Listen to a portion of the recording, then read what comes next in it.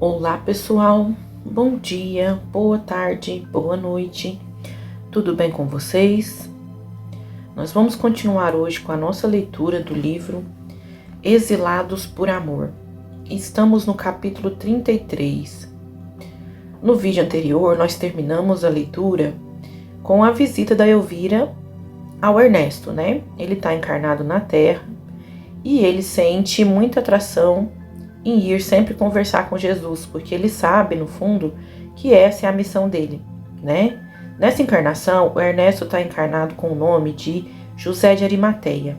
Esse nome ele é muito famoso na Bíblia, gente, nas histórias da época que Jesus estava vivo, tá? Então, se quem tiver conhecimento da Bíblia quiser confirmar algumas coisas que estão escritas, né? Pode fazer isso. José de Arimateia, tá? Então a Elvira desceu e foi visitar o José de Arimateia, o Ernesto, no sonho dele, né? E terminou com ele perguntando: qual é o seu nome? Ela disse: Elvira. E antes que ele pudesse dizer qualquer palavra, seu corpo físico foi despertado por uma agitação incomum. Vamos continuar então no capítulo 33. Ainda envolvido pela doce energia de Elvira, José despertou e olhou em torno. Sara já estava de pé, à beira da janela, dizendo: isto é uma blasfêmia. Ele se deixa aclamar como se fosse o Todo-Poderoso. É uma blasfêmia. José se levantou e, ainda sonolento, aproximou-se da janela. O que está acontecendo? O que te incomoda tanto? Perguntou. Ela apontou na direção do templo de Jerusalém. Veja, é aquele Jesus, aclamado pelo povo. Ele tem de ser detido. Dizendo isto, afastou-se da janela e ia deixando o quarto quando ele, depois de tentar ver o que se passava, indagou: como sabe que é ele? Não consigo ver direito, só vejo a multidão e... Timóteo me disse: mandei-o bem cedo à casa de meu pai para buscar algumas roupas que minha mãe comprou para mim. E ele voltou contando tudo em detalhes. Não posso acreditar que não o tenho detido. Afinal, Sara, o que ele fez de mal? O que ele lhe fez? Do que está falando, José? Que mal esse homem lhe fez para causar tamanha aversão? Ora, ele se mostra inimigo da nossa tradição, de nossos antepassados. Eu é que não compreendo porque você sempre parece ter por ele certa simpatia. Eu estou certa? Erguendo um pouco mais o corpo, José limpou a garganta e retrucou: não é isso. Apenas não compreendo porque todos lhe têm tanta hostilidade. Até onde sei, ele não faz nada contra nossas tradições. José, ele fala em igualdade, em perdão das ofensas, em humildade, em justiça. Uai, mas não é isso que Moisés nos ensinou através das leis? Sara fechou ainda mais o semblante ao dizer: não há justiça em termos de pagar tão altos tributos aos nossos dominadores. Os romanos estão nos expoliando e precisamos de um libertador, de um verdadeiro emissário do alto para nos restaurar a liberdade. Somos o povo eleito do Todo-Poderoso e esperamos pelo emissário dele, que nos salve, finalmente, dos opressores. Esse Jesus é patético. Apregou-a ser enviado dos céus e sabe como ele entrou em Jerusalém? José não respondeu. Ouvia atentamente a esposa que prosseguiu. Entrou em um burrico. Veja se ele poderia ser o nosso libertador. Não, Jeová nos fará justiça. Somos um povo especial, os escolhidos, e não podemos mais viver sob a opressão de nenhum soberano que não seja o Senhor. Nós é que devemos dominar, com as leis de Deus e com a tradição de nossos antepassados. Vocês conseguem ver aqui, gente, o tamanho da arrogância da Sara e como era a maioria dos judeus?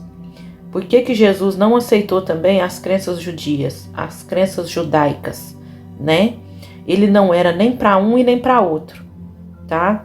Eu vejo às vezes muitos judeus, não judeus em si, mas pessoas católicas e tal. E eu até ouvi de uma amiga minha esses dias falar que Jesus era judeu. Jesus nasceu entre os judeus. Mas quem está acompanhando as cartas aqui sabe que ele não era judeu e ele não concordava com as leis judaicas, mas também não concordava com a forma como os romanos faziam as coisas não, gente, dominação não. Ele veio para ensinar o amor e a bondade, a compaixão, mas ninguém entendeu ele. Quem está seguindo as cartas aqui no canal sabe que ninguém entendeu ele. Bem assim, uma porcentagem pequena, a gente já conversou sobre isso, os profetas. E olhe lá, porque depois foram oprimidos e não conseguiram passar a mensagem como poderia. Mas aqui na fala da Sara, que ela é a esposa do José de Arimateia, a gente consegue ver como era o pensamento dos judeus. Eles se achavam um povo superior aos outros, né? Eles achavam que porque os profetas nasciam na linhagem dos judeus, que eles é que tinham que dominar o planeta, né? Que tinham que dominar o mundo. É complicado demais, gente, um querer dominar o outro.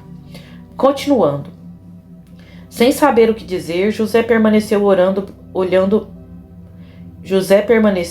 a esposa, que continuou a falar, ora tentando identificar pela janela algo em meio à multidão.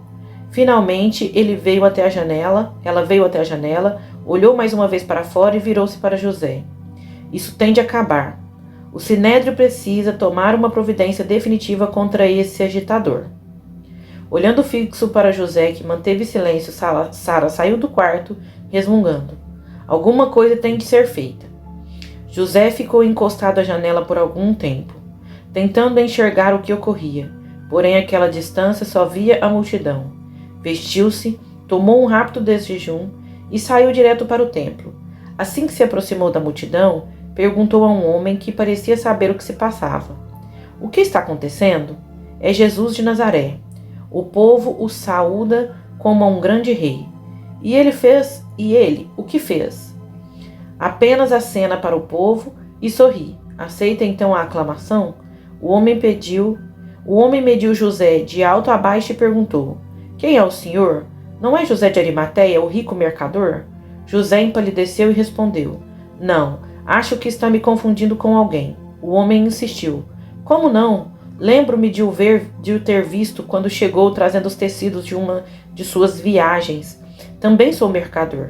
Aflito e temeroso, José disse: Deve estar me confundindo. De qualquer modo, só estava querendo entender o motivo de tanto tumulto. Tenho trabalho a fazer e o meu acesso está sendo dificultado por essa multidão. Sem esperar resposta, ele voltou para casa. Entrou e enfiou-se em uma das salas, onde costumava planejar suas viagens e seus negócios. Ali, sentado diante de uma ampla janela, ficou absorto observando o horizonte. Perto das 11 da manhã, Sara entrou e perguntou: Não vai se arrumar? José, como que se despertasse de um sonho, olhou por instante e perguntou: Para o almoço? Mas é cedo. José, você me avisou que Pôncio Pilatos viria almoçar conosco hoje. Esqueceu? Ainda que os romanos me causem náuseas, admito que a convivência com eles é boa para os seus negócios. Já está tudo pronto. Não diga que desmarcou o almoço e não me comunicou. Tinha esquecido completamente, Sara. Que bom que me lembrou. Vou preparar-me agora mesmo.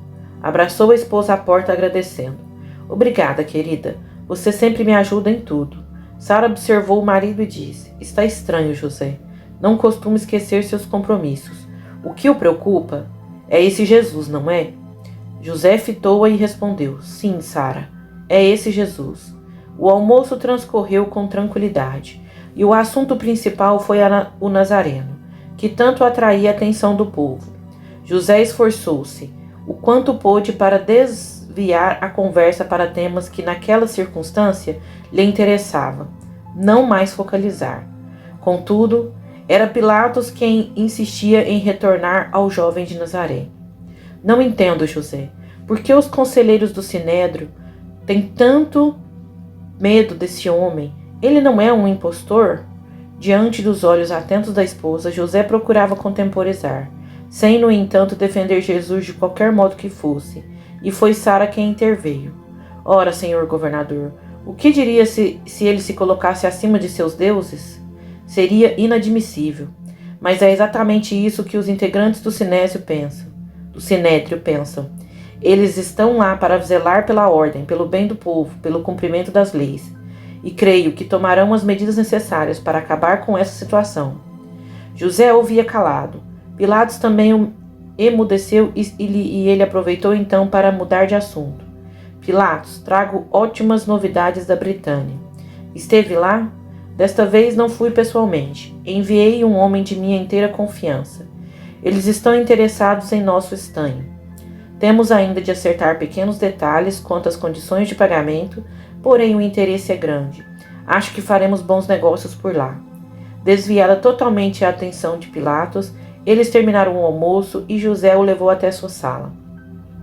O domingo passou calmo e Pilatos, que viera acompanhado da esposa Cláudia, deixou a casa de José ao entardecer. Tão logo eles saíram, José foi para o quarto e ali ficou.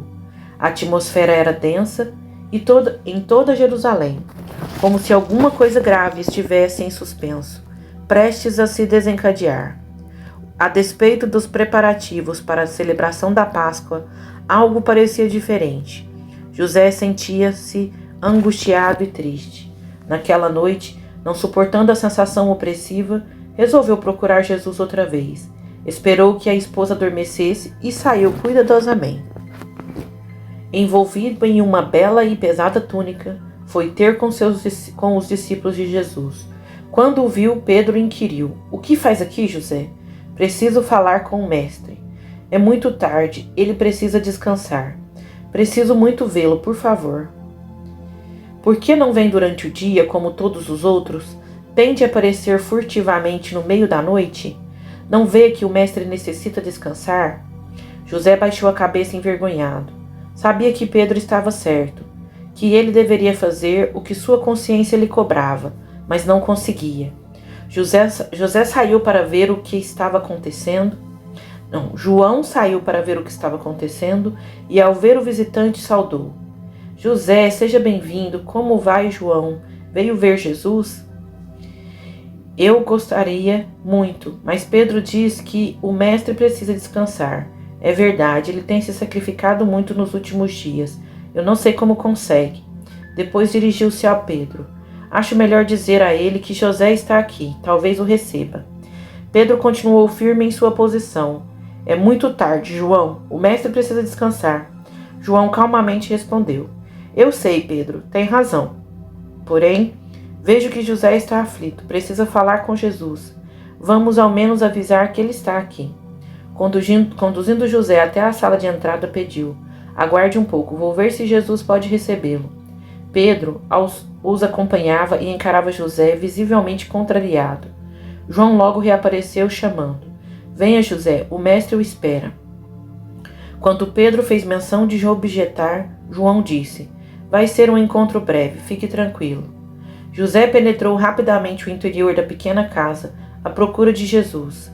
João e Pedro retornaram à questão das visitas e este esclareceu: "Não é isso que me incomoda. O que não tolero é que esses homens o aceitem em segredo, sem ter a coragem de assumir que são seus seguidores." Novamente, João intercedeu em favor de José. "A situação de José é complicada. Ele ama Jesus, posso perceber isso em seus olhos. Não há ponto de segui-lo", pediu.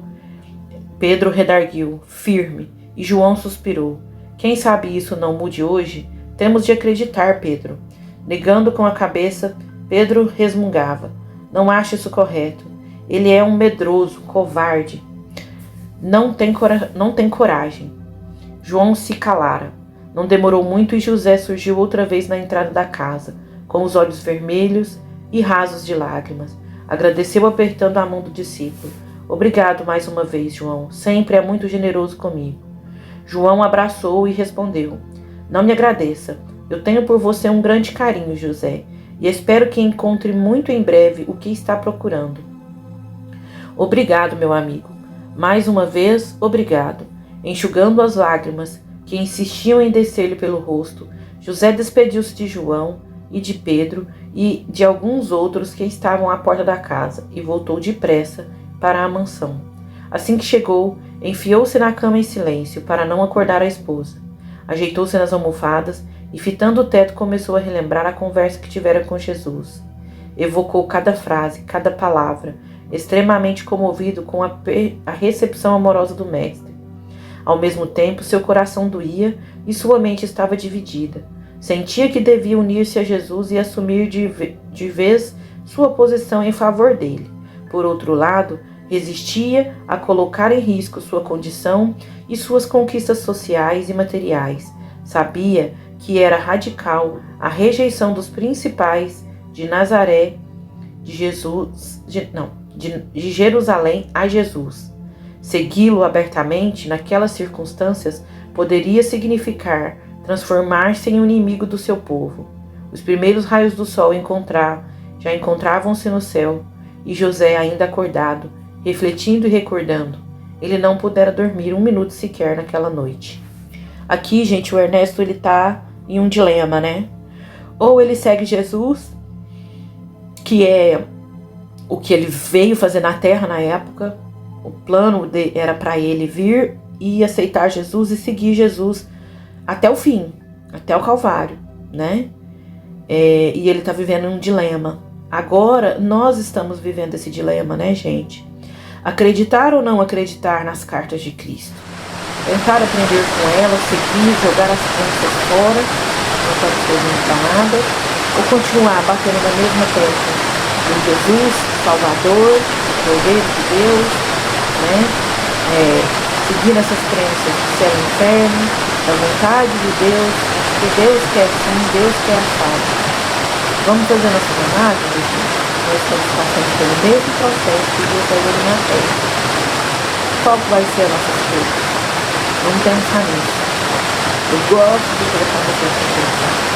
Não pensem como eu faço isso. Eu estou sempre na minha luta interna em aprender com as cartas de Cristo, em aprender com esses outros livros que estou trazendo para vocês, né? E entender as coisas que são explicadas. A nossa mente ela vai sempre se abrindo um pouco mais e a gente vai compreendendo melhor, tá bom? O que a gente não pode fazer é parar. Se a gente parar, a gente estaciona, né? E o carro enferruja. Vamos falar dessa forma, certo? Então não vamos parar não, gente. Vamos manter a leitura. Vamos continuar com nossos estudos aqui junto comigo nesse canal, tá bom? Eu agradeço vocês mais uma vez terem visto até o fim do vídeo. Um beijo de luz. Até o próximo vídeo. Tchau!